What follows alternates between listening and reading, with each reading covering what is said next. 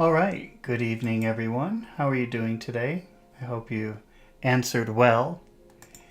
Tonight we are going to read chapter 26 of David Copperfield by Charles Dickens. The title is I Fell into Captivity. Now, before we start, I just wanted to show you something. Now you're going to think I'm very weird, but one of the supporting characters of this book is Uriah Heep. He's a weird person. He's a villain in this book. And actually the last chapter had a lot to do with Uriah Heep. So I just wanted to show you, this is a lamp. Can you see the whole thing? Wait, let me see. This is a lamp next to my bed. And this is a statue of Uriah Heep. So I have a Uriah Heep lamp next to my bed. That's true. That's a real thing. So every night I go to bed with Uriah Heep. Okay. That really is Uriah Heep. All right, well, let's read. Let's start reading. Oh, if this is your first time watching, we're not just reading the chapter, we're not just reading the words, but as we go, we're discussing vocabulary that could be interesting or useful to you, or phrases which maybe you don't understand. So if you're watching this live with me, then I encourage you to make questions in the comments, and I will stop and answer your questions about vocabulary or phrases that we've read that maybe are not clear. Or if you don't understand something, I will explain it to you. All right, well, let's get started with chapter 26. I fell into captivity. I saw no more of Uriah Heep until the day when Agnes left town. I was at the coach office to take leave of her. That's an old-fashioned way of saying goodbye. So I was at the coach office, like the bus station, to take leave of her and see her go. And there was he, returning to Canterbury by the same conveyance. It was some small satisfaction to me to observe his spare, short-waisted, high-shouldered, mulberry-colored greatcoat perched up in company with an umbrella like a small tent, and on the edge of the back seat on the roof, while Agnes was, of course, inside.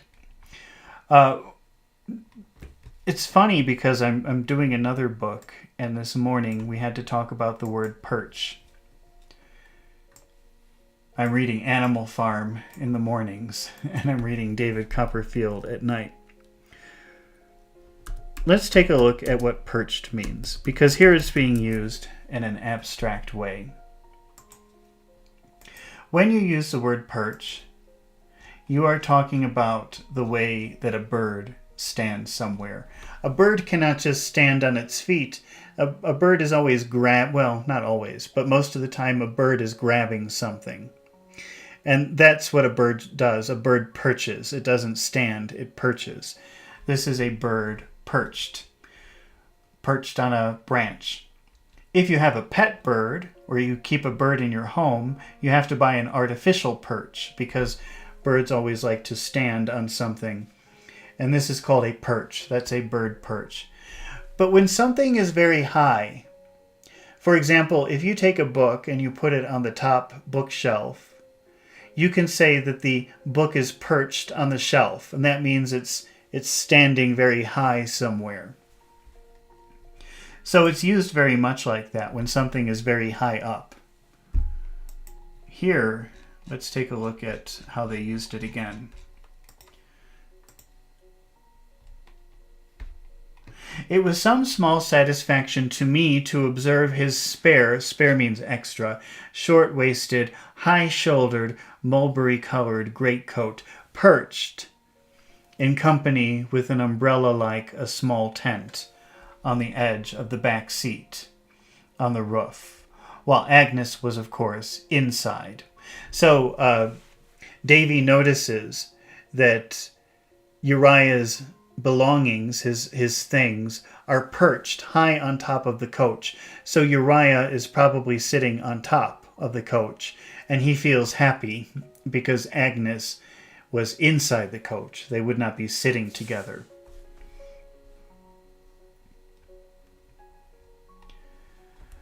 But what I underwent in my efforts to be friendly with him while Agnes looked on perhaps deserved a little recompense. At the coach window, as at the dinner party, he hovered about us without a moment's intermission. So hovering, that means he's standing behind them very close. And it says without a moment's intermission, with never stopping, without any rest. He was always behind us, hovering over us. Wellington Cardoso says hello. Hi, Wellington. How are you doing today?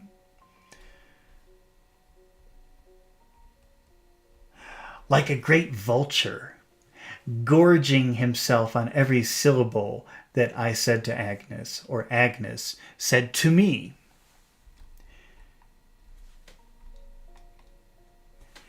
In the state of trouble into which his disclosure by my fire had thrown me, I had thought very much of the words Agnes had used in reference to the partnership.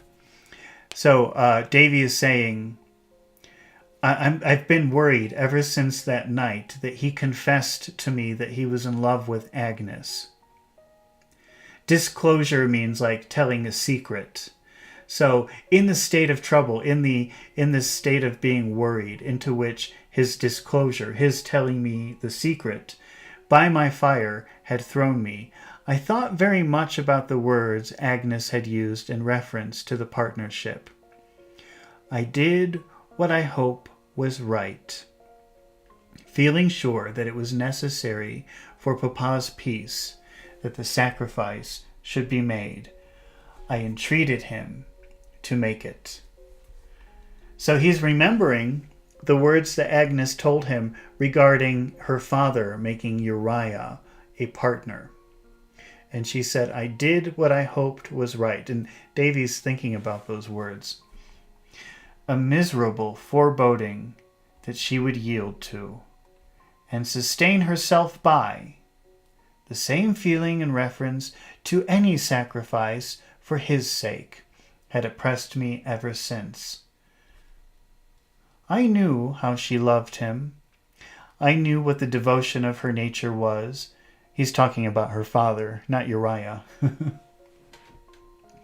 I knew from her own lips that she regarded herself as the innocent cause of his errors, and as owing him a great debt she ardently desired to pay. I had no consolation in seeing how different she was from this detestable Rufus with the mulberry-colored greatcoat. For I felt in the very difference between them and in the self-denial of her pure soul that the sordid basement of his, the greatest danger lay. All this, doubtless, he knew thoroughly and had his cunning considered well. Okay, very complicated, but he's saying, I understand Agnes's point of view. She's very sweet and very innocent, and she's so devoted to her father that she would do anything. And Uriah, who's disgusting and creepy, knows this. And he's going to use it to his advantage. He's going to take advantage of her. And her nice nature, her good nature. Yet, I was so certain that the prospect of such a sacrifice, afar off, must destroy the happiness of Agnes, and I was so sure, from her manner, of its being unseen by her then, and having cast no shadow on her yet, that I could soon have injured her, as given her any warning of what impended. Thus it was that we parted without explanation, she waving her hand and smiling farewell, from the coach window, her evil genius writhing. That's writhing, the movement of a snake, writhing. Her evil genius writhing on the roof, as if he had her in his clutches and triumphed. I could not get over this farewell glimpse of them for a long time. When Agnes wrote to tell me of her safe arrival, I was as miserable as when I saw her going away. Whenever I fell into a thoughtful state, this subject was sure to present itself, and all my uneasiness was sure to be redoubled. Hardly a night passed without my dreaming of it. It became part of my life, and as inseparable from my life as my own head. I had ample leisure to refine upon my uneasiness, for Steerforth was at Oxford, as he wrote to me, and when I was not at the Commons, I was very much alone. I believe I had at this time some lurking distrust of Steerforth. So remember, Steerforth is Davy's best friend, Davy's hero. He loves Steerforth, but he's suddenly starting to think, maybe Steerforth is not such a good person. And part of the reason he thinks that is because Agnes does not like him. I wrote to him most affectionately in reply to his, but I think that I was glad upon the whole that he could not come to London just then. I suspect the truth to be that the influence of Agnes was upon me, undisturbed by the sight of him, and that it was more powerful with me because she had so large a share in my thoughts and interest. So Davy is even thinking, maybe I'm starting not to like Steerforth because of what Agnes said. Maybe he really is okay, but maybe it's just the influence of Agnes. In the meantime, days and weeks slipped away. I was articled to Spenlow and Jorkins. Wellington Cardoso is asking, what is lurking? Oh, that's a good question. Let's take a look. Thank you for asking. Let's see if I can find a picture. Lurking.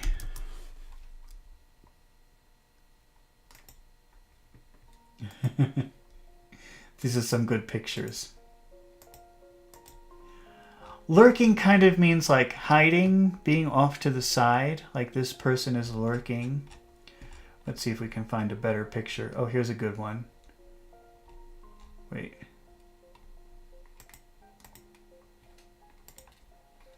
You see, this person is almost hidden. They're off to the side, and they're kind of watching things. Lurking. That's lurking. Oh, here's a cat. Lurking. It's kind of like getting ready to attack something. You stand off to the side and you look. Let's see.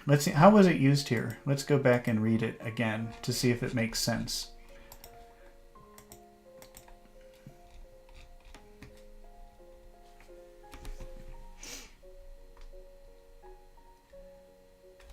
I was very much alone. I believe I had at this time some lurking distrust of Steerforth. All right, so this is not literal. This is like a feeling of, I don't trust him. But it's not the principal feeling that he has. It's just there on the side, and he can see it, and it's looking at him, but it's not the principal feeling. I hope that makes sense. It's a little bit complicated, a little bit abstract, the way that they're using it here. In the meantime, the days and weeks slipped away. I was articled to Spenlow and Jorkins. I had £90 a year, exclusive of my house rent and sundry collateral matters from my aunt. My rooms were engaged for 12 months certain, and though I still found them dreary means like depressing, of an evening, and the evenings long, I could settle down into a state of equable low spirits and resigned myself to coffee, which I seem, on looking back, to have taken by the gallon at about this period of my existence. At about this time, too, I made 3 discoveries. First was that Mrs. Krupp was a martyr to a curious disorder called the spasms. Do you know, a spasm is like when your muscle moves. You know, sometimes in the spring, if you have an allergy, maybe my eye does that sometimes. It just moves involuntarily. That's a spasm. Or sometimes your nose does a spasm. Sometimes I get a spasm in my back, and that hurts very much. It's like a contraction of muscles. So Mrs. Krupp has this imaginary illness called the spasms. I don't know if it's imaginary, but based on what I know of her, it seems like it probably is. Which was generally accompanied with inflammation of the nose and required to be constantly treated with peppermint. Secondly, that something peculiar in the temperature of my pantry made the brandy bottles burst. Thirdly, that I was alone in the world, and much given to record the circumstance in fragments of English versification. On the day when I was articled, to be articled, I think that means that now he's a lawyer. So he's been studying law for a while, but now he's officially a lawyer. Let me just make sure about that. To be articled, bound or forced by contract, synonyms: apprenticed, bound, indentured, unfree. Oh, hampered and not free, not able to act at will. That just means, so he's just at the period of his training where he was accepted into the institution. There was a trial period to see if he liked it, and a trial period to see if they liked him, and then they decided after a few months, or 3 or 4 months, to give him articles, meaning he was now in a contract with them, and he was not free. So he was in their power, and he couldn't just leave if he wanted to. And they couldn't, I think they also couldn't make him leave if they wanted to. I don't really understand the details of that, but something like that. On the day when I was articled, no festivity took place beyond my having sandwiches and sherry. We can maybe think of that as being accepted. They accepted him and said, okay, we will train you to become a lawyer. So it was a reason to celebrate.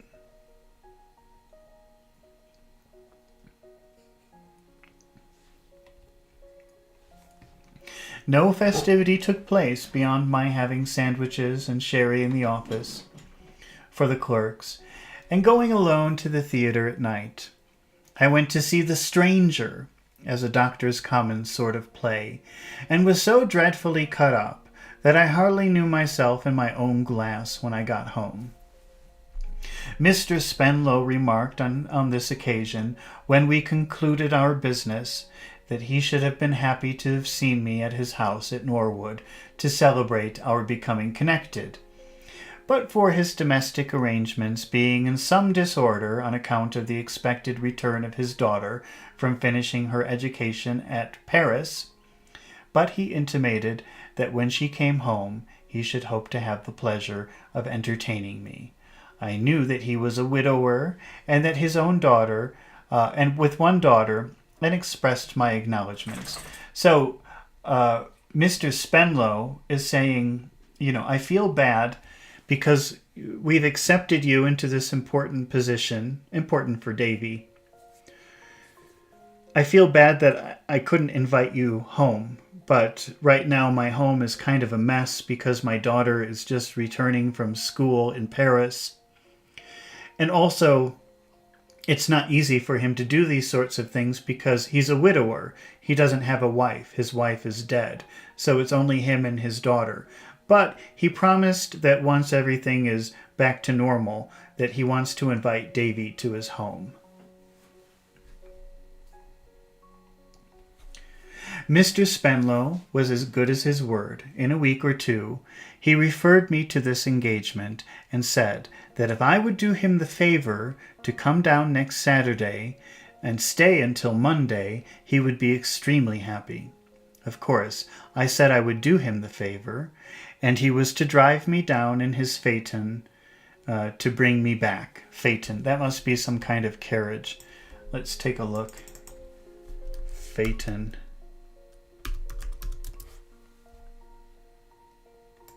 Yeah. Well, it's the name of a car, too. Not a bad-looking car. It's a Volkswagen. Wait, I didn't know that it was a Volkswagen. So a Volkswagen has that name. But this type of phaeton, I'm sure, is like this, because we're talking about 170 years ago.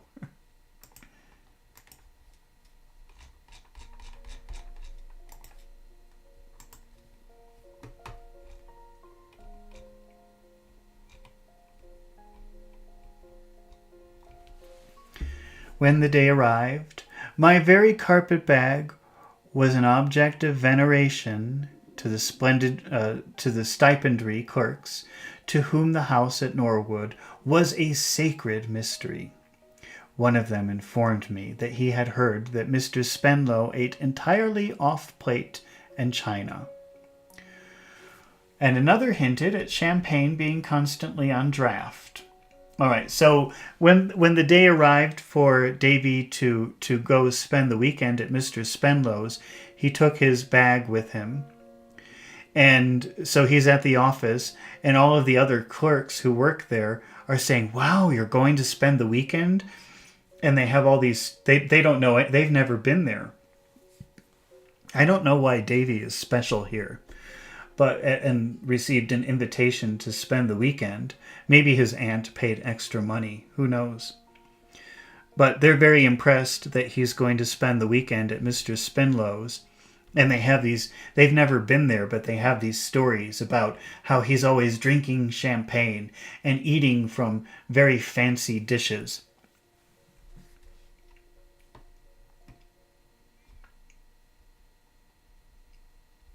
After the usual custom of table bear, the old clerk with the wig, whose name was Mr. Tiffy, had been down on business several times in the course of his career, and had on each occasion penetrated the breakfast parlor. He described it as an apartment of the most sumptuous nature, and said that he had drunk brown East India sherry there, of the quality so precious as to make a man wink. I don't know what that means. This is winking. But I don't understand that expression.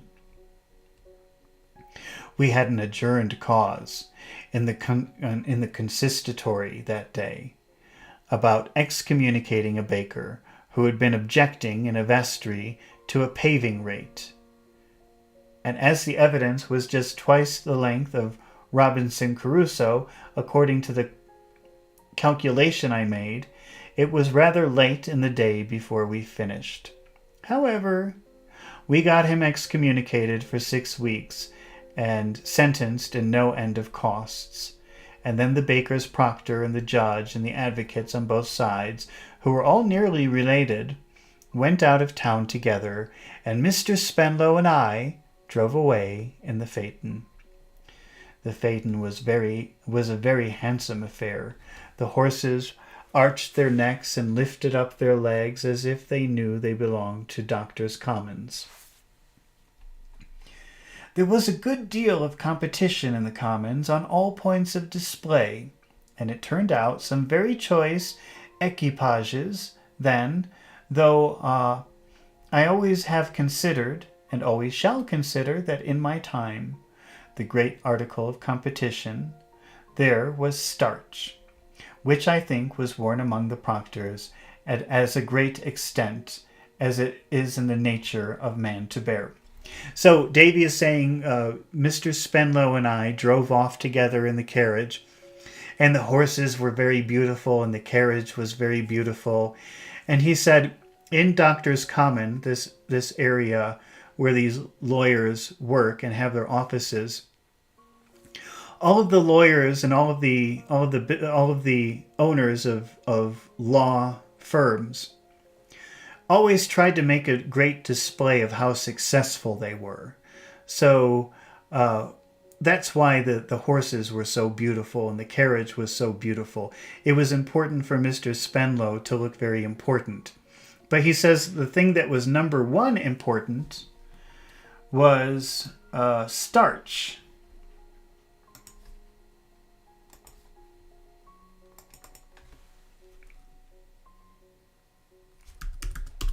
Let me show you a picture.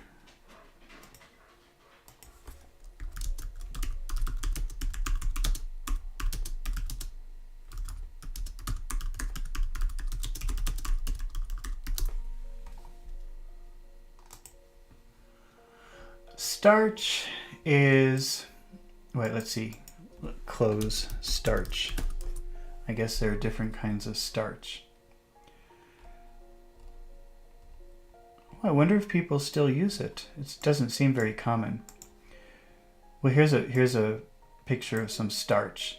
Starch is something you can put on your clothes to make them very stiff. Wait, let's see. Maybe we can have a comparison. Starched versus unstarched.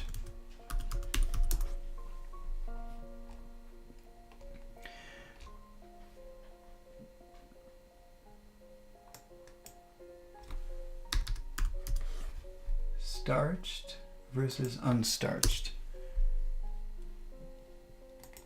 Okay, so you can see the difference, I think. So this is just a regular shirt on the left, and then on the right is a starched shirt. So it doesn't wrinkle, it's very, very straight. But also it could be uncomfortable because it makes the clothes very hard. So when you talk about someone in a, like, for example, a starched collar, they sound very serious, like they can't move. And he's saying that, yes, the owners of the law firms, they had very fancy carriages and fancy horses, but the number one thing that they always did was put a lot of starch in their clothes. And the more starch you had, the more important you looked.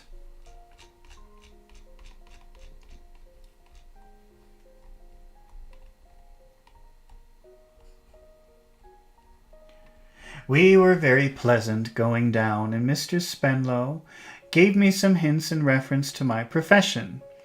He said it was the gentlest profession in the world, and must on no account be confounded with the profession of a solicitor. So he's saying we're different from your typical lawyer, and don't confuse being a lawyer with what we do. I don't really understand the difference.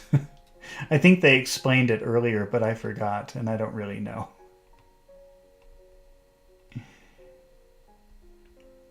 And must on no account be confounded with the profession of a solicitor, being quite another sort of thing, infinitely more exclusive, less mechanical, more profitable. We took things much more easily in commons than they could be taken anywhere else, he observed. And that set us as a privileged class. So he's saying it's better to be one of us than to be your typical lawyer. He said it was impossible to conceal the disagreeable fact that we were chiefly employed by solicitors, but he gave me to understand that they were an inferior race of men, universally looked down upon by all proctors of any pretensions. I asked Mr. Spenlow what he considered to be the best sort of professional business. He replied that a good case of a disputed will, where there was a neat little estate of 30 or 40,000 pounds, was perhaps the best of all. In such a case, he said, not only were there very pretty pretty pickings, that means, picking is like this. This is picking. So this is a very, I think, crude way of saying you could make a lot of money. Pretty pickings. So in a legal case where there's a problem with the will, with the last will of the person who died, there were lots of pretty pickings, little things that you could get, money that you could make. In the way of arguments at every stage of the proceedings, and mountains upon mountains of evidence on interrogatory and counter-interrogatory. Well, he's saying pretty pickings, let's see, not only were there pretty pickings in the way of arguments, well, actually, no, this is more intellectual. He's saying there are all kinds of interesting ways that you could argue when there's a will being contested. To say nothing of an appeal lying first to the delegates and then to the lords, but the costs being pretty sure to come out of the estate at last. Both sides went at it in a lively and spirited manner, and expense was no consideration. Then he launched into a general eulogium. Oh my. Let's see how to pronounce that word. Eulogium. A eulogy is something that you say, that's like the speech that you make when someone dies. Oh, he was a wonderful person. Oh, we've already looked up this word because I have it in purple. A formal expression of praise for someone who has recently died. Yeah, it's related to the word eulogy. But is it eulogium or eulogium? Eulogium pronunciation.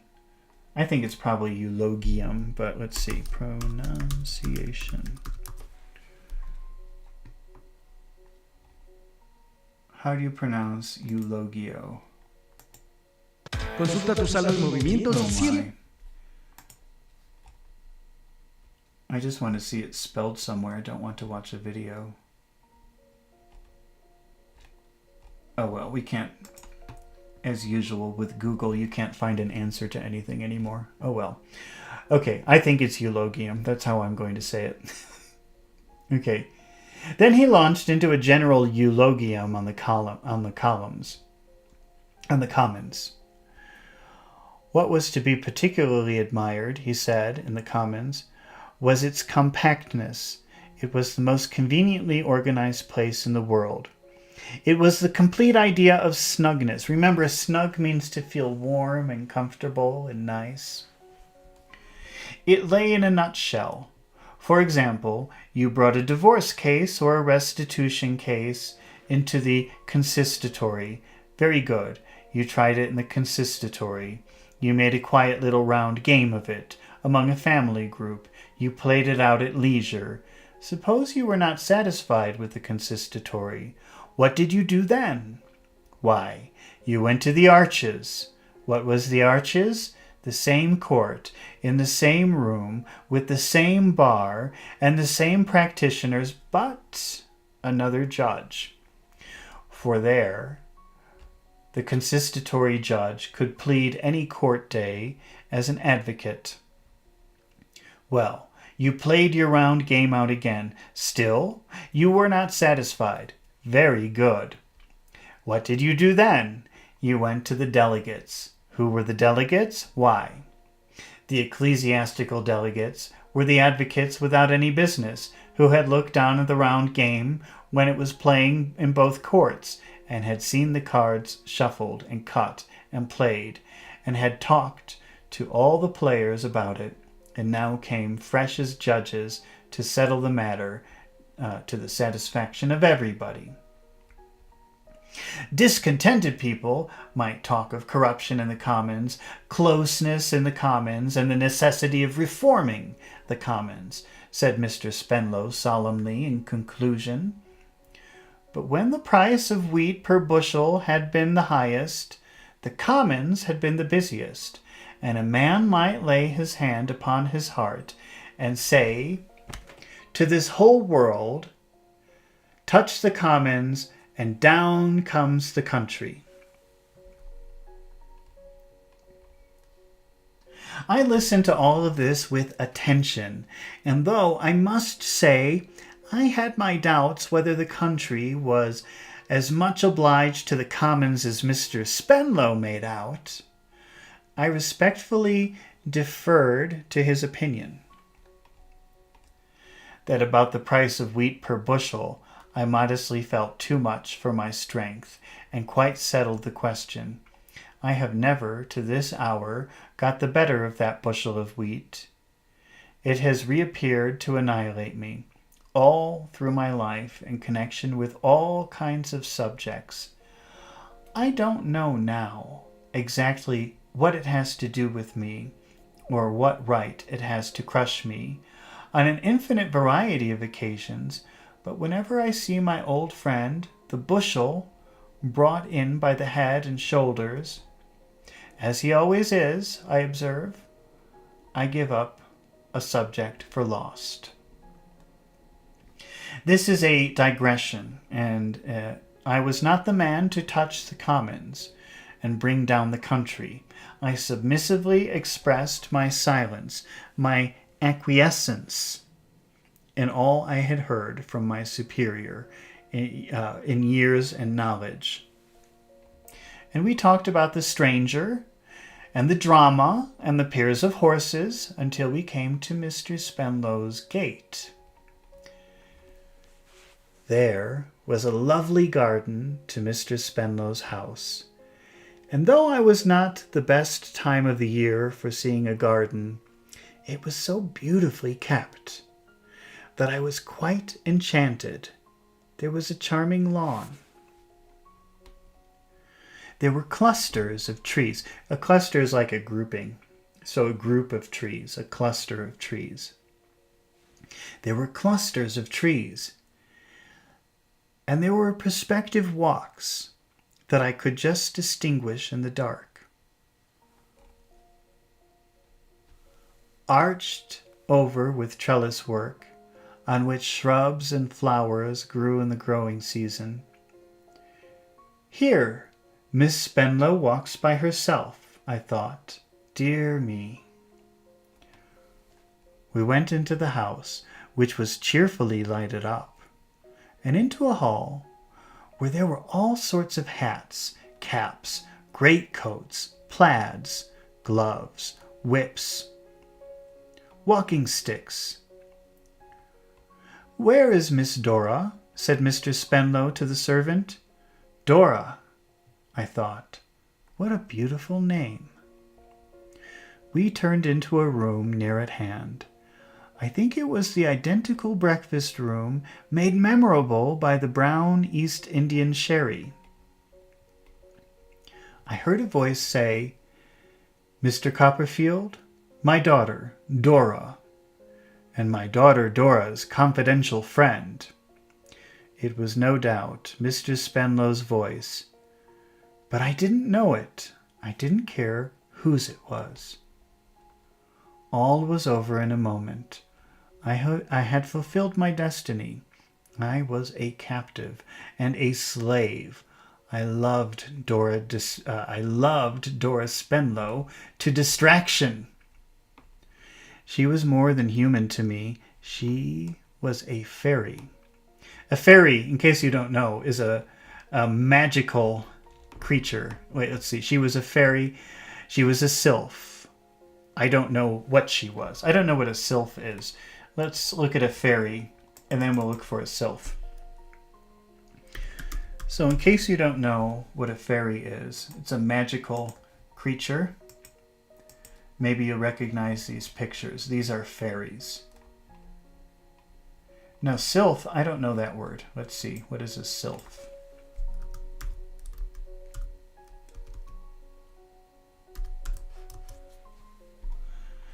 I guess it's the same thing. They look the same to me. That's a sylph, according to Google.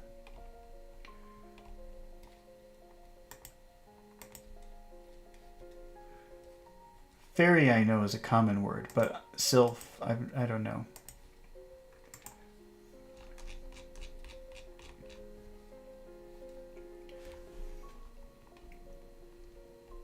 I don't know what she was.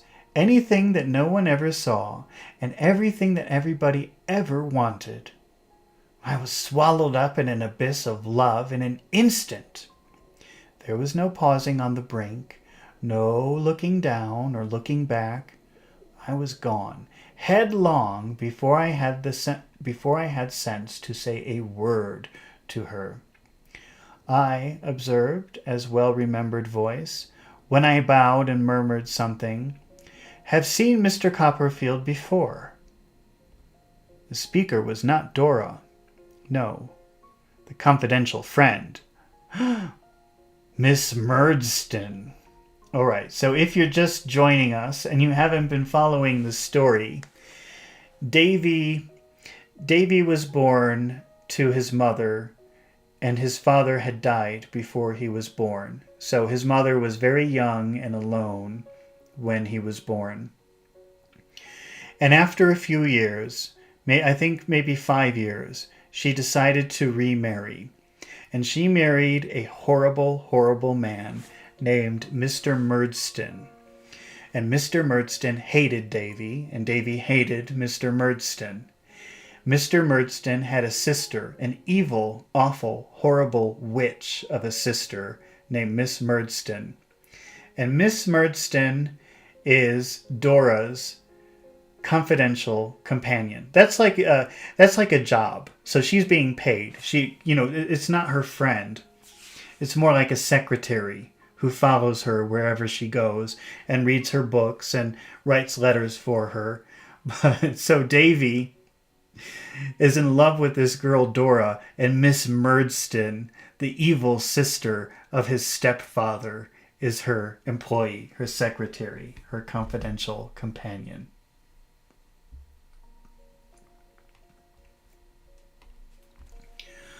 I don't think I was as much astonished. To the best of my judgment, no capacity of astonishment was left in me. There was nothing worth mentioning in the material world but Dora Spenlow to be astonished about. I said, "How do you know Miss Murdstone?" "I hope you are well," she answered. "Very well," I said. "How is Mr. Murdstone?" That's his ex-stepfather. "How is Mr. Murdstone?" she replied. "My brother is robust. I'm obliged to you." Mr. Spenlow, who I suppose had been surprised to see us recognize each other, then put in his word. "I'm glad to find," he said, "Copperfield, that you and Miss Murdstone are already acquainted." "Mr. Copperfield and myself," said Miss Murdstone with severe composure. To be composed means to not show any emotion, and severe means extreme. So she had extreme composure. She did not express surprise or happiness or sadness or any feeling. You could not read what she was feeling because she had severe composure. "Mr. Copperfield and myself," said Miss Murdstone, with severe composure, "are connections. We were once slightly acquainted. It was his childish days. Circumstances have separated us. I should not have known him. That means I would not have recognized him if I didn't know his name. The last time that Davy saw Miss Murdstone, he was maybe 8 or 9 years old. Because when his mother died, Mr. Murdstone, who hated him, sent him away. While his mother was alive, Mr. Murdstone paid for him to go to a horrible school where they used to beat him. But when his mother died, he wasn't obligated. He didn't have to pay for the schooling anymore. So he made him go to London and work in a very horrible place. And Davy was in such a horrible state and condition and so depressed. At the age of 8 or 9, he ran away from this job he was forced to do. And he ran away to his aunt. But when he arrived at his aunt's house, she had no choice. She had to contact Mr. Murdstone and say, "Davy is here with me." So the last time that Davy saw Miss Murdstone was the day that Mr. and Miss Murdstone came to his aunt's house and said, "Okay, give him back."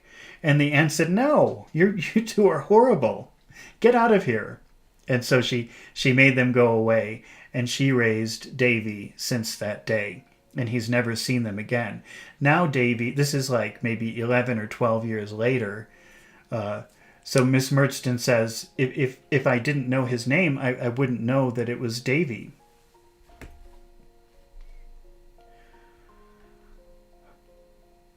Okay, I'm just going to take a 1-minute break, and I will return, and we will continue with the reading of chapter 26.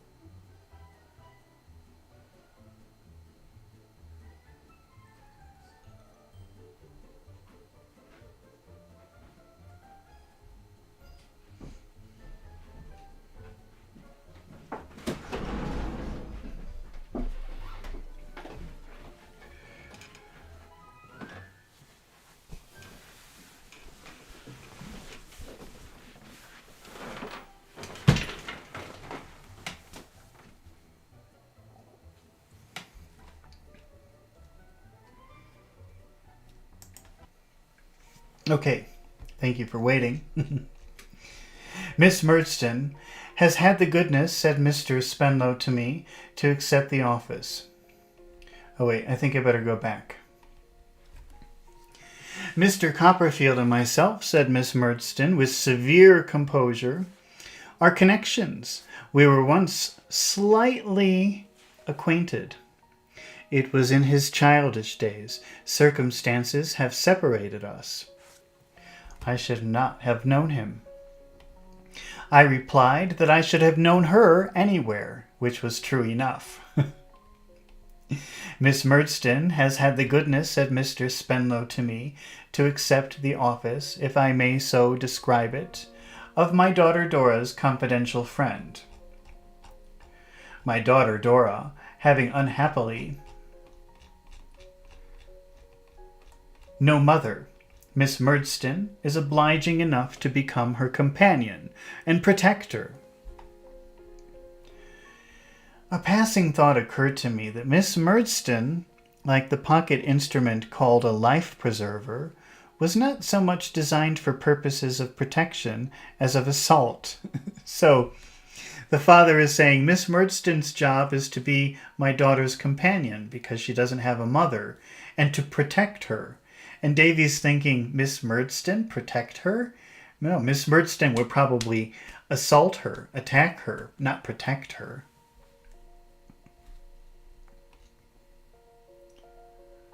But as I had none but passing thoughts for any subject save Dora, I glanced at her directly afterwards, and was thinking that I saw, in her prettily pettish manner, that she was not very much inclined to be particularly confidential to her companion and protector when the bell rang. So Davy's just thinking, what is going on here? This is crazy.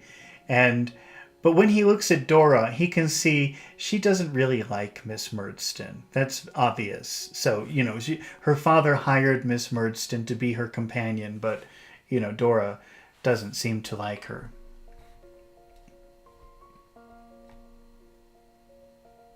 When a bell rang, and Mr. Spenlow said was the first dinner bell, and so carried me off to dress.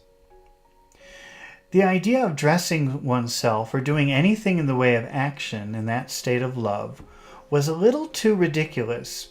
I could only sit down before my fire, biting the key of my carpet-bag, and think of captivating, girlish, bright-eyed, lovely Dora. What a form she had! What a face she had! What a graceful, variable, enchanting manner! The bell rang again so soon that I made a mere scramble for my dressing. To scramble is to hurry. So the bell rang again, and Davy just hurried up. He didn't take care. He wasn't careful when he was dressing. He scrambled. Instead of the careful operation I could have wished under the circumstances, and went downstairs. There was some company. Dora was talking to an old gentleman with a gray head. Gray as he was, and a great-grandfather into the bargain, for he said so, I was madly jealous of him. What a state of mind I was in! I was jealous of everybody. I couldn't bear the idea of anybody knowing Mr. Spenlow better than I did. It was torturing me to hear them talk. Talk of occurrences in which I had no share. When a most amiable person, amiable means friendly, when a most amiable person with a highly polished bald head asked me across the dinner table if that were the first occasion of my seeing the grounds, I could have done anything to him that was savage and revengeful. So Davy is feeling uncomfortable at the dinner. He felt very special arriving with Mr. Spenlow in the carriage to the home and being asked to spend the weekend. And he felt like Mr. Spenlow's special friend. And so he started feeling jealous when he saw that a lot of people at this dinner party had a very close relationship with him. And he was confused by this feeling of jealousy, by seeing other people have a special relationship with him. And then he was extremely embarrassed because the man sitting across the table said, "Oh, is this your first time here?"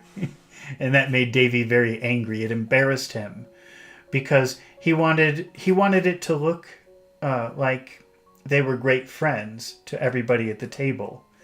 And then this question happened. I don't remember who was there, except Dora. I have not the least idea of what we had for dinner, besides Dora. My impression is that I dined off of Dora entirely and sent away half a dozen plates untouched. I sat next to her. I talked to her. She had the most delightful little voice, the gayest little laugh, the pleasantest and most fascinating little ways that ever led a lost youth into hopeless slavery. She was rather a diminutive altogether. So much the more precious, I thought. When she went out of the room with Miss Murdstone, no other ladies of the party, I fell into a reverie, only disturbed by the cruel apprehension that Miss Murdstone would disparage me to her. So when Dora and Miss Murdstone left the room together, Davy was worried that Miss Murdstone would say horrible things about him. The amiable creature with the polished head told me a long story, which I think was about gardening. I think I heard him say, "my gardener," several times. I seemed to pay the deepest attention to him, but I was wandering in the Garden of Eden all the while with Dora. My apprehensions of being disparaged, when somebody disparages something, they say bad things about it. So my apprehensions, my scared feelings about Miss Murdstone saying bad things about me, to the object of my engrossing affection, were revived when we went into the drawing room by the grim means serious, by the grim distant aspect of Miss Murdstone. But I was relieved of them in an unexpected manner. "David Copperfield," said Miss Murdstone, beckoning to me. Beckon, we've had that word many times. That means come here. If someone is beckoning to you, usually that means something like this. Beckoning. Come here. Or maybe like this. People sometimes do this. Or like this. That looks rude, right? But that means come here. David Copperfield, said Miss Murdstone, beckoning me aside into a window. "A word." When somebody says to you, "a word," that means, "I want to talk to you for a minute." "David Copperfield, a word. Come here and talk to me for a minute." It's a little bit rude. I confronted Miss Murdstone alone. "David Copperfield," said Miss Murdstone, "I need not enlarge upon my family circumstances. They are not a tempting subject." That means I don't want to explain to you my finances. It's not tempting. It's not a good thing for me to tell you that. "Far from it, ma'am," I returned. "Far from it," assented Miss Murdstone. "I do not wish to revive the memory of past differences or of past outrages. I have received outrages from a person, a female, I'm sorry to say, for the credit of my sex, who is not to be mentioned without scorn and disgust, and therefore I would rather not mention her." So Miss Murdstone is saying, look, let's not talk about the past. You don't talk about the past, I don't talk about the past. And then she starts talking about some problem she's having with a woman. I don't know.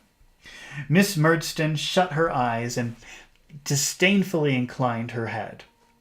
Then, slowly opening them, resumed, "David Copperfield, I shall not attempt to disguise the fact that I formed an unfavorable opinion of you in your childhood. It may have been a mistaken one, or you may have ceased to justify it. That is not in question between us now. I belong to a family remarkable, I believe, for some firmness, and I am not the creature of circumstance or change. I may have an opinion of you, you may have your opinion of me.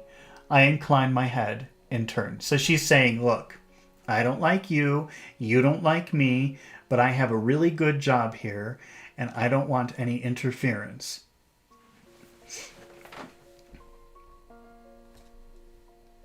"But it is not necessary," said Miss Murdstone, "that these opinions should come into collision here. Under existing circumstances, it is as well on all accounts that they should not. As the chances of life have brought us together again, and may bring us together on other occasions, I would say, let us meet here as distant acquaintances. Family circumstances are sufficient reason for our only meeting on that footing, and it is quite unnecessary that either of us should make the other subject of remark. Do you approve of this? Do you approve of this?" So she's saying, I won't talk about you, you don't talk about me. Do you agree?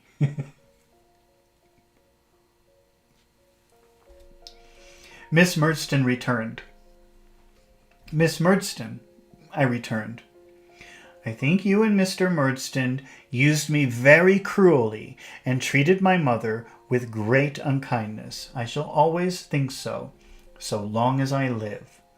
But I quite agree with what you propose." Miss Murdstone shut her eyes again and bent her head.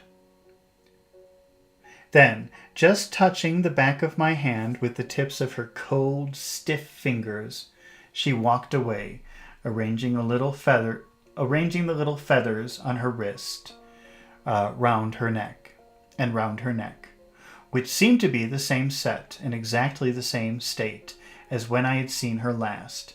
These reminded me, in reference to Miss Murdstone's nature, of the fetters over a jail door, suggesting on the outside to all beholders what to be expected within. I'm not sure what fetters means here. Some type of jewelry or clothing. Let's see what happens if we get a picture of fetters. Oh, so I think it must be a type of jewelry. But Miss Murdston is a very serious kind of person. So the jewelry that she wears, maybe it looks like chains of a prisoner.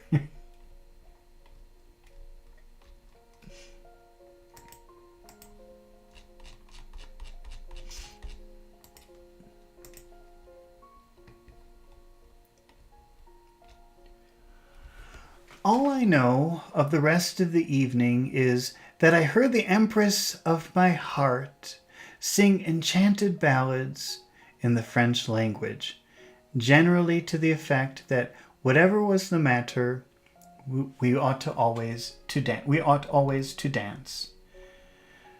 Ta-ra-la, ta-ra-la, accompanying herself on a glorified instrument resembling a guitar. That I was lost in a blissful delirium, that I refused refreshment, that my soul recoiled from punch particularly, that when Miss Murdston took into her custody and led her away, she smiled and gave me her delicious hand. That I caught a view of myself in a mirror, looking perfectly imbecile and idiotic, that I retired to a bed in a most maudlin state. Maudlin means like dramatic and very extreme feelings. Wait, let's see what the definition of maudlin is.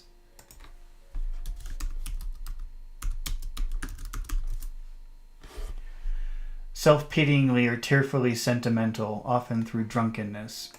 So imagine if somebody is drunk and, oh, I love you so much, man, you're the best. That's kind of maudlin. It's like overly dramatic, overly sweet feelings.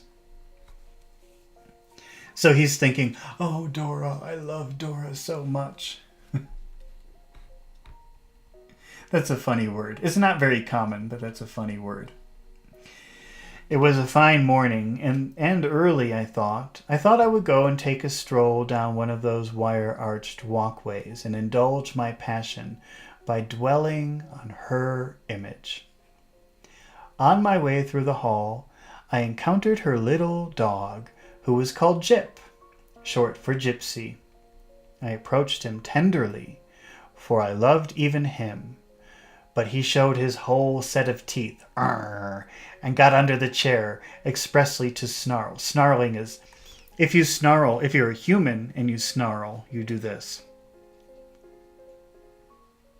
That's a snarl. It's like an aggressive display of your teeth. I can't snarl. That's a snarl.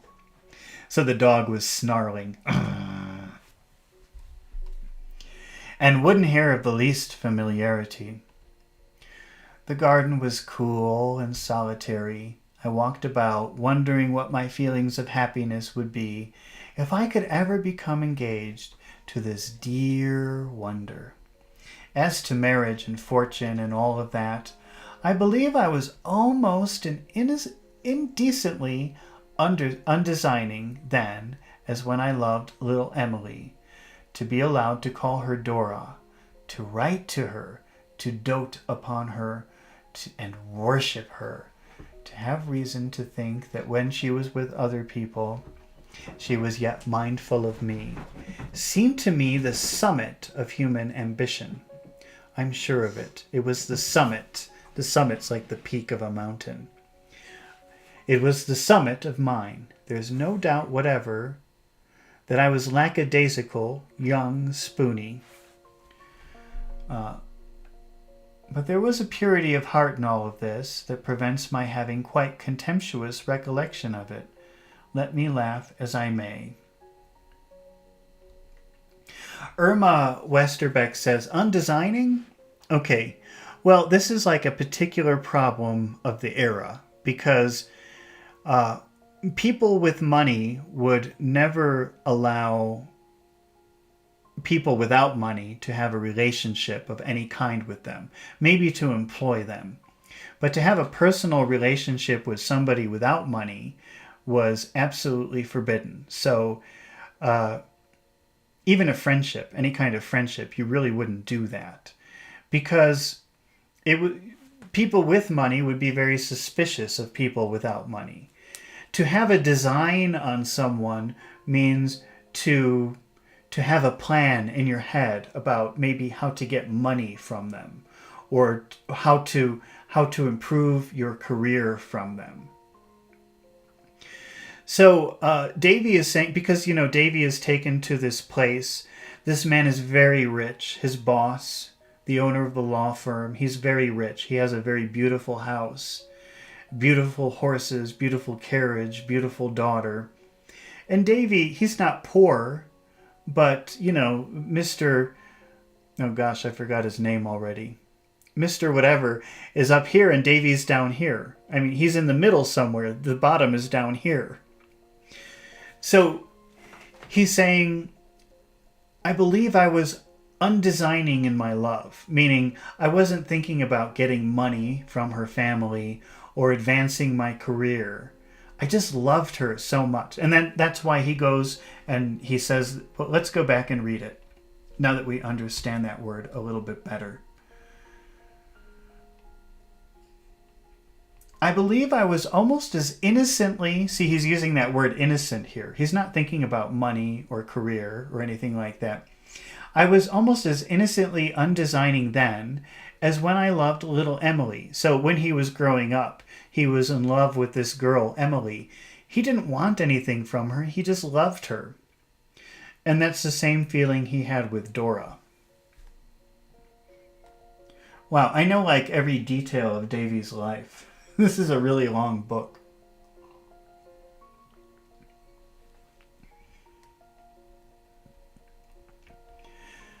To be allowed to call her Dora. So he's just thinking about how wonderful it would be to be close to her, to call her Dora by her first name, to write her, to dote upon her. To dote upon someone is to... Gizmo, come here. Oh, I thought I could use my dog as an example. They're never around when you need them. To dote on someone is to give it all kinds of love. Oh, I love you, you're the best. So that's doting on someone. So to be able to call her Dora, to dote upon and worship her, to have reason to think that when she was with other people, she was yet mindful of me. To think that when she's with other people, she's only thinking about me. And seemed to me to be the summit, the peak, the top of the mountain, the summit of human ambition. I'm sure it was the summit of my ambition. There's no doubt whatever that I was a lackadaisical young spoony. But there was a purity of heart in all of this that prevents my having quite a contemptuous recollection of it, let me laugh as I may. I had not been walking long when I turned a corner and met her. A tingle came over the head, over from head to foot. A tingle is a sensation. When do you feel a tingle? Let's see. I don't know how I can explain that word to you. Tingle, an experience or cause, slight prickling or stinging sensation. Oh, you know what? Let me ask ChatGPT to give me some examples of tingling.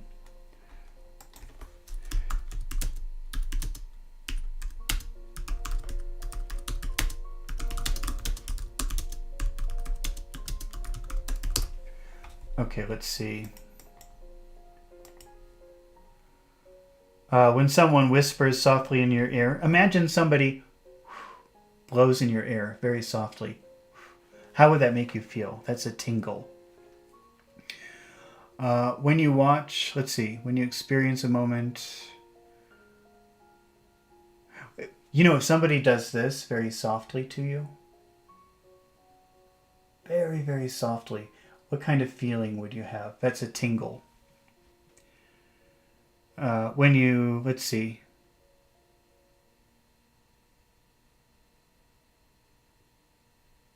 maybe somebody you love, somebody you're secretly in love with says, I love you, then you would feel a tingle.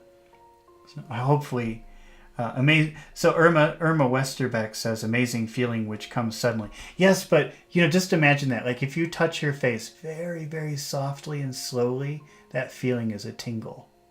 There's a tingle on your skin, very, very soft, very, very light. Or somebody breathes in your ear. That's a tingle.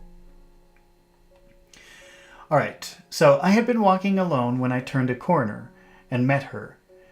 I tingle again from head to foot as my recollection turns that corner. My pen shakes in my hand. You are out early, Miss Spenlow, I said. Oh, it's so stupid at home, she replied, and Miss Murdstone is so absurd. She talks such nonsense about its being necessary for the day to be aired before I come out. Aired, she laughed. Here in the most melodious manner. So, ah ha ha ha ha ha. On a Sunday morning, when I don't practice, I must do something. So I told Papa last night to come out. I must come out. Besides, it's the brightest time of the whole day. Don't you think so? I hazarded a bold flight and said, not without stammering, it was very bright to me then, though it had been very hard to me a minute before. Oh, so Davy says, yes, it is very bright now that you're with me. He didn't say it like that, but that's what he meant. Do you mean a compliment, said Dora, or that the weather has really changed? I stammered worse than before in replying that I meant no compliment, but the plain truth, though I was not aware of any change having taken place in the weather. It was in the state of my own feelings, I added bashfully, to clench the explanation. So, of course, Davy didn't mean the weather, but when she called him out, when she said, was that a compliment, or were you really talking about the weather? He said, the weather, it was the weather. Irma Westbeck says stammering. That's stammering. I never saw such curls. How could I? For there never were such curls. And those she shook out to hide her blushes, as the straw hat and blue ribbons which were on top of her curls. If I could only have hung up in my room in Buckingham Street, what a priceless possession it would be. Wait, I better read that again. If I could have only hung it up in my room in Buckingham Street, what a priceless possession it would have been. You've just come home from Paris, said I. Yes, said she. Have you ever been there? No. Oh, I hope you'll go soon. You would like it so much. Traces of deep-seated anguish appeared in my countenance. Countenance is your facial expression. So traces of deep-seated anguish is extreme pain or extreme suffering.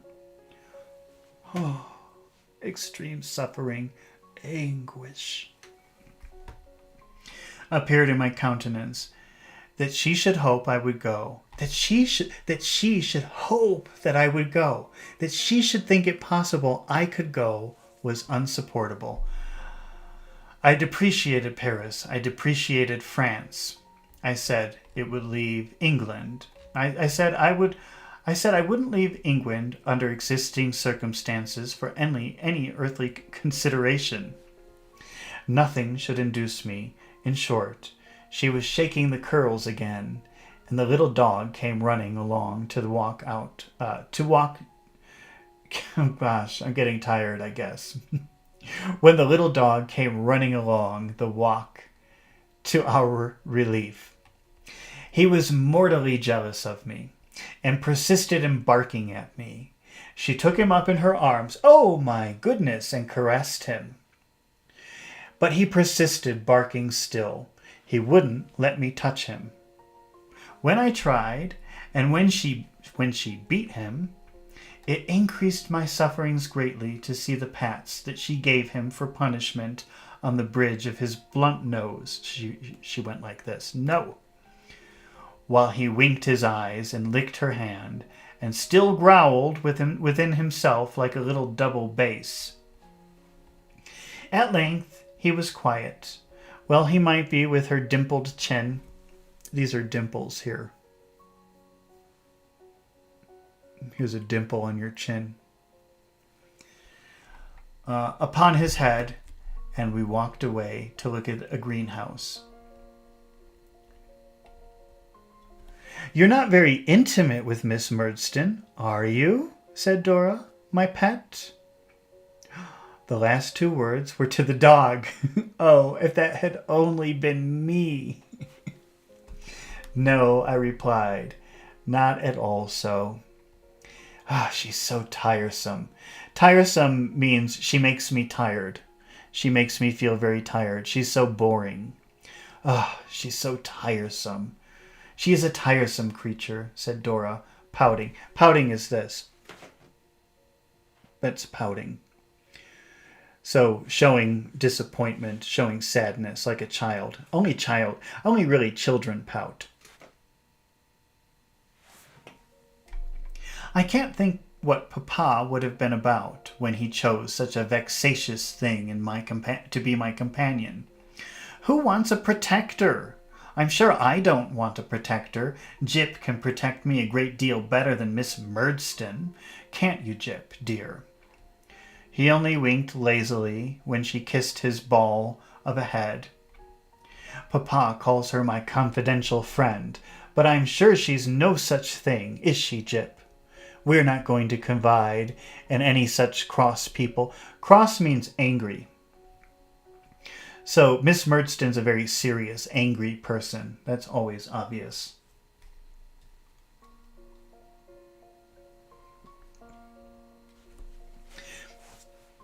Let's read that again.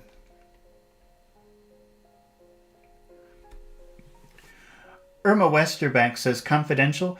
Confidential means secret. Actually, let's take a look at that word since you ask.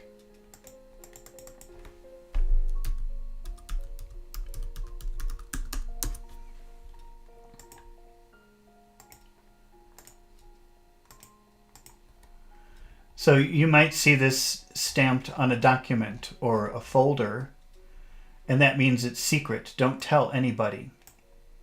You see that on documents a lot. See, confidential.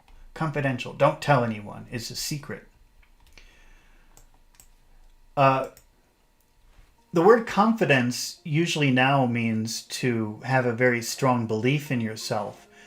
But you can still use confidence in this way now, but it was much more common when this book was written, that to be in someone's confidence means you share secrets with each other. You don't really use it that way much in modern English. You could.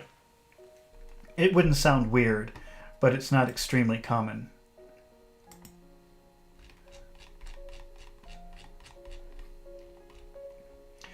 Papa calls her my confidential friend. That means, by calling her the confidential friend, that means she can share secrets with her. And the verb is confide. Can I confide in you? That means, can I share a secret with you? Can I tell you a secret? Can I confide in you? Papa calls her my confidential friend, but I'm sure she's no such thing, is she, Jip? We are not going to confide in any such cross people, Jip and I.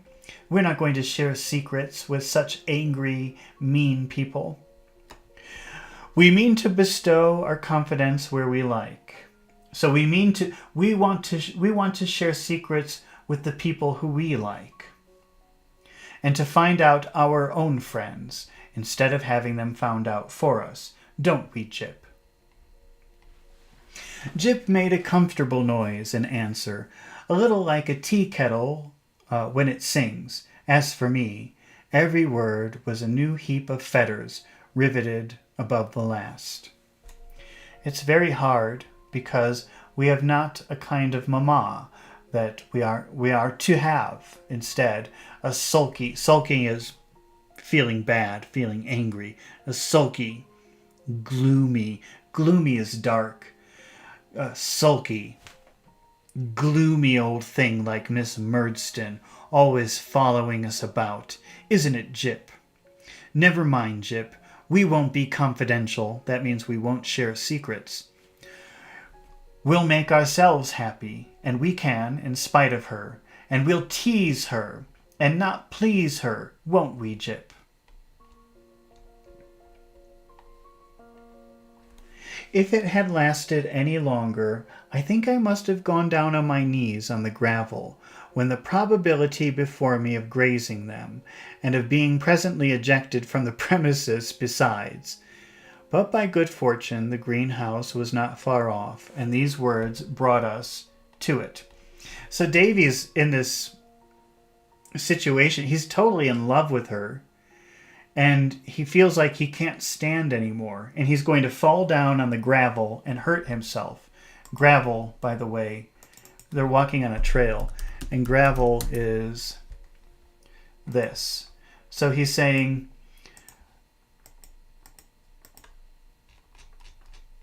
he's feeling very in love, and he feels like he could just fall onto the ground. But the ground is gravel, and he would get hurt. And also, that would be very strange, and they would make him leave the property if he were to act so weird. So he didn't do it. And anyway, they finally arrived at the greenhouse. So he was saved. He was safe.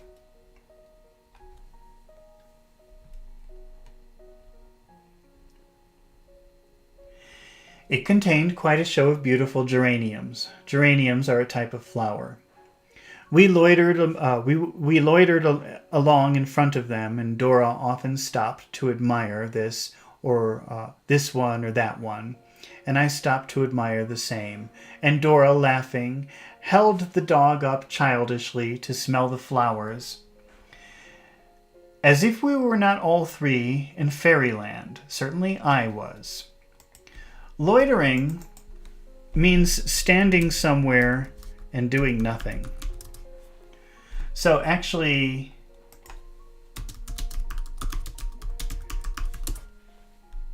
it's possible that you'll see, if you go to a store, at least in the United States, I don't know about other places, you might see a sign like this in front of the store. No loitering. That means you're not allowed to just stand there in front of the door. They don't like that, because that makes people feel uncomfortable if they have to go in or out of the store. So that's a very common sign that you'll see in the front of a building in the United States. No loitering. You can't just stand there and do nothing.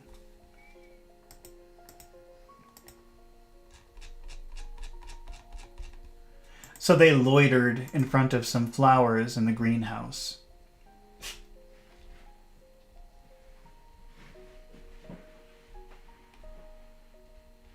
Miss Murdstone had been looking for us. She found us here and presented her uncongenial cheek. Congenial means friendly, so uncongenial means unfriendly. And so she presented her uncongenial cheek, meaning, I guess maybe for a kiss. I don't know. Let's see.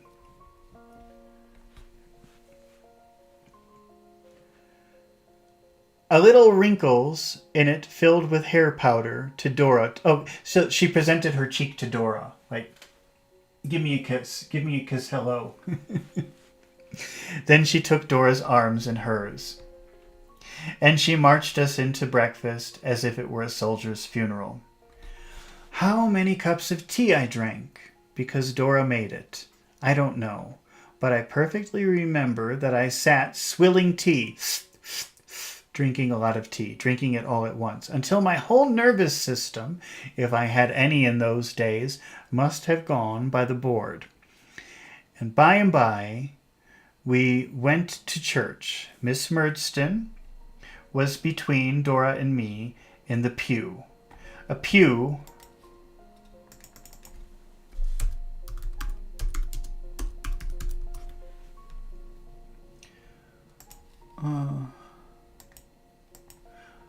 This is in a church. The pews are like the rows of seats. So, like this top picture is 1, 2, 3, 4, 5, 6, 7, 8, 9. Like there are like 12 pews in this picture. Pews are just like the long chairs of the church. I think that's the only time you ever use that word. I don't think that it's used for any other situation. Wait, let's see. If I just put pew, does it say anything? Pew meaning. A long bench with a back placed in rows in the main part of some churches. Yeah, it specifically mentions churches. I don't think that you use pew in any other situation.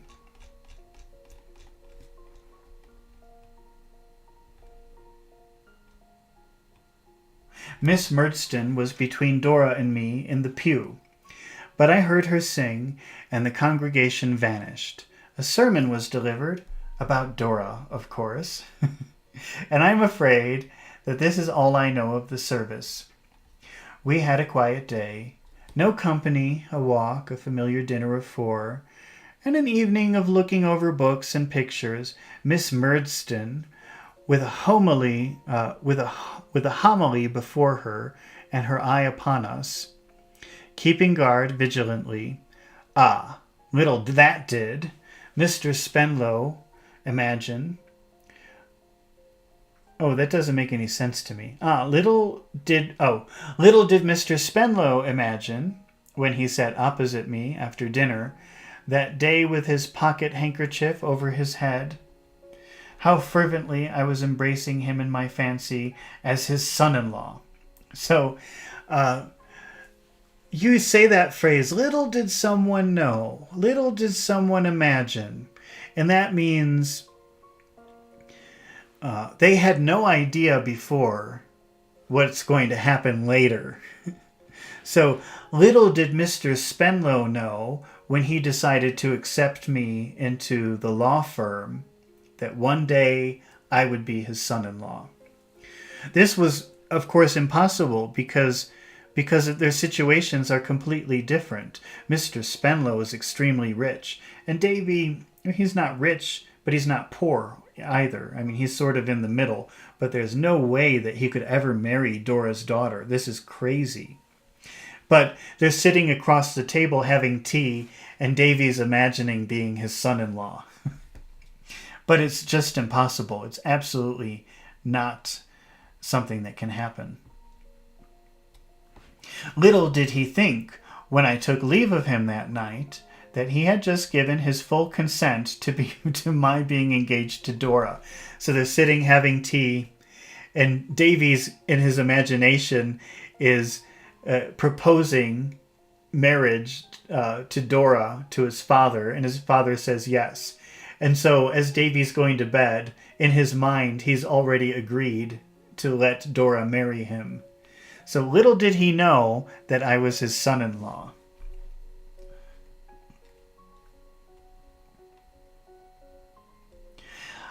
We departed early in the morning, for we had a salvage case coming on in the Admiralty Court, requiring a rather accurate knowledge of the whole science of navigation, in which, as we couldn't be expected to know much about those matters in the Commons, the judge had entreated 2 old Trinity masters, for charity's sake, to come and help him out. Dora was at the breakfast table to make the tea again. However, and I had the melancholy pleasure of taking off my hat to her in the phaeton. You take your hat off to someone if you're saying hello or saying goodbye. And he said, I had the melancholy pleasure, the sad pleasure of taking my hat off to her in the phaeton. So they were in the carriage ready to leave, and he had the sad pleasure of saying goodbye to Dora as they left, with Jip in her arms. What the Admiralty was to me that day, what nonsense! I made our case in my mind, and I listened to it, how I saw Dora engraved upon the blade of the silver oar which they lay upon the table, and the emblem of the high jurisdiction, and how I felt when Mr. Spenlow went home without me. I had an insane hope that he might take me back again, as if I were a mariner myself, and the ship to which I belonged had sailed away and left me on a desert island. I shall make no fruitless effort to describe. If that sleepy old court could rouse itself and present in any visible form the daydreams I had in it about Dora, it would reveal my truth. I don't mean the dreams that I dreamed on that day alone, but the day after, from week to week, and term to term. I went there, not to attend to what was going on, but to think about Dora. If ever I bestowed a thought, bestow is like give. If ever I gave a thought upon the cases as they dragged their slow length before me, it was only to wonder, in the matrimonial cases, remembering Dora, how it was that married people could ever be otherwise than happy. So Davy's thinking, he's a lawyer, well, he's doing legal things, and sometimes there are cases about marriage, about divorce or fights in a marriage, and Davy thinks, if I were married to Dora, we could never fight, we would only be happy. How do these people get married and then become unhappy? It's impossible. Prerogative means choice, but I guess it's a little bit more than choice. Let's see what kind of definition we can get from that. Prerogative. I don't remember reading that word. A special right or power or privilege. Yeah, I was thinking choice, but with privilege. But I guess privilege is the main prerogative cases. Wait a minute. Is that a different word? Prerogative. Yeah. Okay, well, he's a lawyer, and so if they're talking about prerogative cases, maybe that means who has the right to do what? Who has the privilege to do what? To consider if the money in question had been left to me, what were the foremost steps I should immediately have taken in regard to Dora. Within the first week of my passion, I bought 4 sumptuous waistcoats. Not for myself, I had no pride in them, for Dora. And took to wearing straw-colored kid gloves in the streets, and laid the foundations of all the corns I have ever had. If the boots I wore at that period could only be produced and compared with the natural size of my feet, they would show what state my heart was, in the most affecting manner. And yet, wretched, crippled, as I made myself by this act of homage to Dora, I walked miles upon miles daily in the hope of seeing her. Not only was I soon as well known on the Norwood Road as the postman on that beat, but I pervaded London likewise. I walked about the streets, where the best shops for ladies were. I haunted the bazaar like an unquiet spirit. I fagged through the park again and again, long after I was quite knocked out. Sometimes, at long intervals and on rare occasions, I saw her. Perhaps I saw her glove waved in a carriage window. Perhaps I met her, walked with her, and Miss Murdstone a little way and spoke to her. In the latter case, I was always very miserable afterwards to think that I had said nothing to the purpose, or that she had no idea the extent of my devotion, or that she cared nothing about me. I was always looking out, as may be supposed, for another invitation to Mr. Spenlow's house. I was always being disappointed, for I got none. Mrs. Krupp must have been a woman of penetration, for when this attachment was but a few weeks old, and I had not the courage to write more explicitly, even to Agnes, than I had been to Mr. Spenlow's house, whose family, I added, consists of one daughter. I say, Mrs. Krupp must have been a woman of penetration, for even in that early stage she found it out. She came up to me one evening when I was very low, to ask, she being then afflicted with the disorder I have mentioned, if I could oblige her with a little tincture of cardamoms mixed with rhubarb, and flavored with 7 drops of the essence of cloves, which was the best remedy for her complaint, or if I had not such a thing by me, with a little brandy, which was the next best. It was not, she remarked, so palatable to her, but it was the next best. So Mrs. what's her name? Krupp, Mrs. Krupp, is saying, oh, I feel so sick. Do you have some rhubarb and clove and what was the other thing? Oh, cardamom. I'm sure Davy doesn't have any of those things. But if you don't have that, give me some brandy. I hate brandy, but give me some brandy, because that will help too. So obviously he's going to give her the brandy.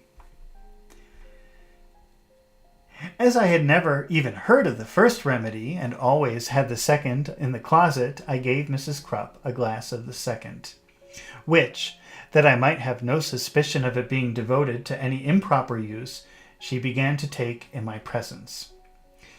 Cheer up, sir, said Mrs. Krupp. I can't abear to see you so, sir. I'm a mother myself. I did not quite perceive the application of this fact to myself, but I smiled on Mrs. Krupp, and benignly, as was my power. Come, sir, said Mrs. Krupp, excuse me, I know what it is, sir. There's a lady in the case. Mrs. Krupp, I returned, reddening, so he was very embarrassed by this. Oh, bless you. Keep a good heart, sir, said Mrs. Krupp, nodding encouragement. Never say die, sir. If she don't smile upon you, there's a many as will. You're a young gentleman to be smiled on, Mr. Copperfull. And you must learn your value, sir. Mrs. Krupp always called me Mr. Copperfull. Firstly, no doubt because it was not my name, and secondly, I am inclined to think in some indistinct association with washing day. What makes you suppose there's any young lady in the case, Mrs. Krupp, said I. Mr. Copperfull, said Mrs. Krupp with a great deal of feeling, I am a mother myself. For some time Mrs. Krupp could only lay her hand upon her nankeen bosom, and fortify herself against returning pain with sips of her medicine. At length she spoke again. When the present set were took for you by your dear aunt, Mr. Copperfull, said Mrs. Krupp, my remark were I had now found a summon I could care for. So Mrs. Krupp, maybe because she's drinking, she's kind of reverting to some weird regional accent. But she's saying, when you first came to me, I said, oh, I can have this boy like a son. I could treat him like a son. Irma Westerbeck says summon. She's getting drunk, and she's kind of talking in maybe some kind of weird regional accent. So let me just reread it. I now found a son I could care for, and thank heaven. That's what she's saying. So, but instead of saying son, she's saying summon. And instead of thank heaven, she's saying thank heaven. I have now found someone. Oh, sorry. It's not some son, it's someone. So she's saying someone. I finally found someone I could care for, and thank heaven were the expression. I now found someone I can care for. You don't eat enough, sir, nor yet drink.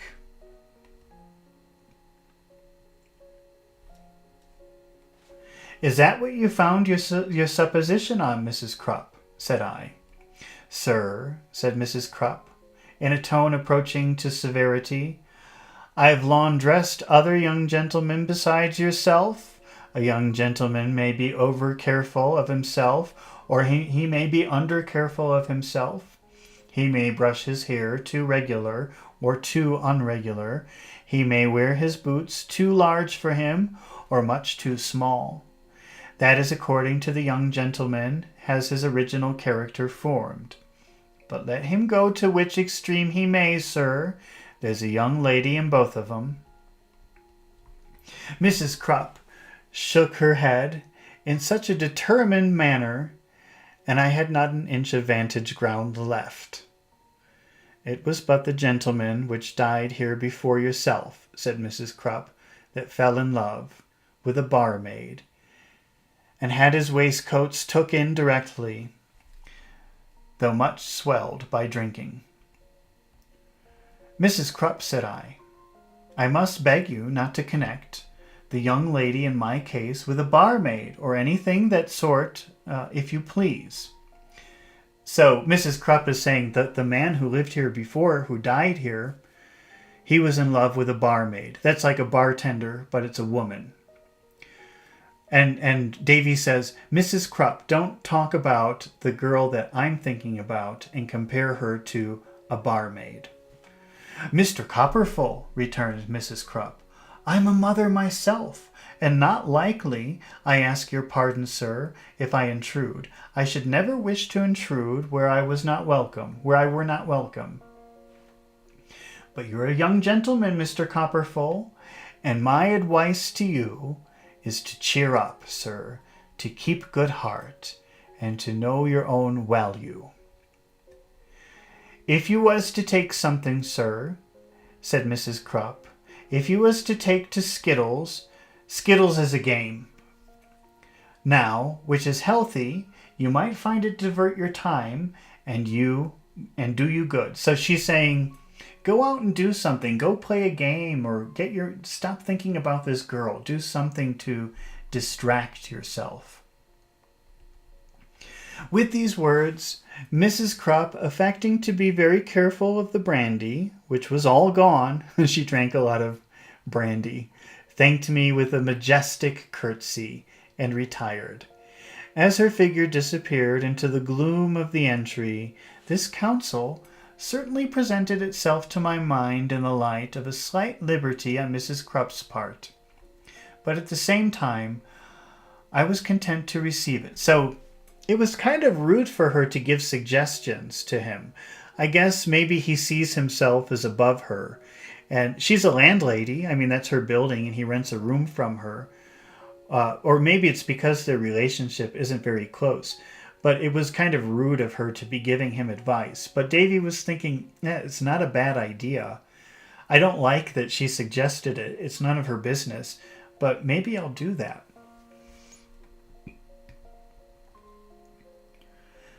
I was content to receive it in another point of view, as a word to the wise and a warning to the future to keep my secret better. All right, well, that was the end of chapter 26 of David Copperfield by Charles Dickens. I'll try to read chapter 7 tomorrow night at the same time. But I have a long day. I might be tired. Let's see what happens. But I will try, because I have to. I have to keep this moving. It's been a while since I read the last chapter. All right, well, thank you for staying and listening. Thank you for all of your questions and comments. And I hope that you return when I read chapter 27 of David Copperfield by Charles Dickens.